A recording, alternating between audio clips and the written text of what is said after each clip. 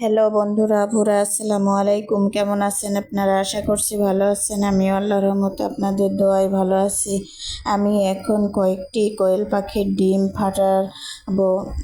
না কারণ কপালে না, রান্নার জন্য কয়েকটি ডিম ফাটিয়ে নেব।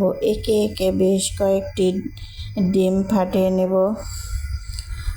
আমি অবশ্য সব কটি ফাটানো ভিডিওতে শেয়ার করেছি। আপনারা হিসাব করে জানাবেন যে কয়টি নিয়েছি। হিসাব করলে মনে হবে এতগুলি, কিন্তু ডিমগুলি তো ছোট, এই জন্য পরিমাণের সংখ্যায় বেশি নেওয়া লাগতেছে।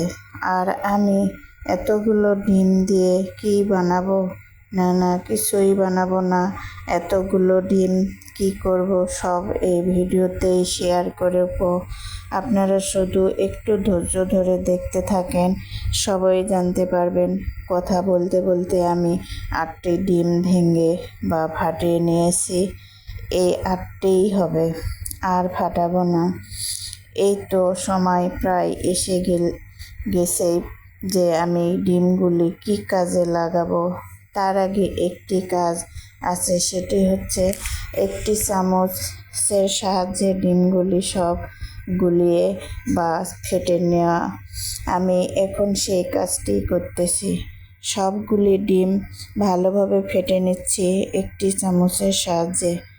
অনেক তাড়াতাড়ি করেই ফেটে নিলাম। অবশেষে ফাটানো শেষ। এখন নিয়ে যাচ্ছি রাইস কুকারের কাছে, যার মধ্যে দিয়ে দিব ডিমগুলি।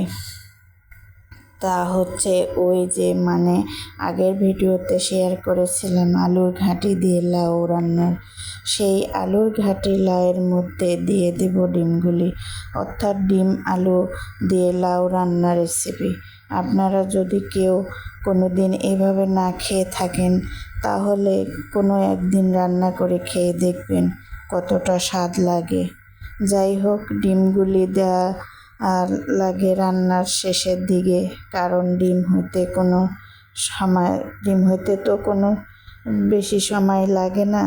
আমিও তাই রান্নার শেষের দিকে ডিমগুলি দিয়ে সমানে কষিয়ে নেব। ওই দিকে আবার কড়াইয়ে পেঁয়াজ কুচি, আস্ত জিরা ভাজতেছি। তার কারণ আমি লাউ আলুর ঘাঁটিতে অল্প পেঁয়াজ দিয়েছিলাম, পেঁয়াজ ভাজা দেব বলে। কথা বলতে বলতে পেঁয়াজ ভাজা হয়ে এসেছে প্রায়।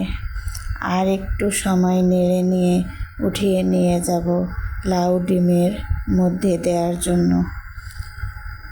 পেঁয়াজ ভাজা দেওয়ার পর ভালোভাবে নেড়ে দেব। আমি ডিম আলু দিয়ে লাউ এভাবেই রান্না করি। ভালো থাকেন সবাই। আল্লাহ হাফেজ।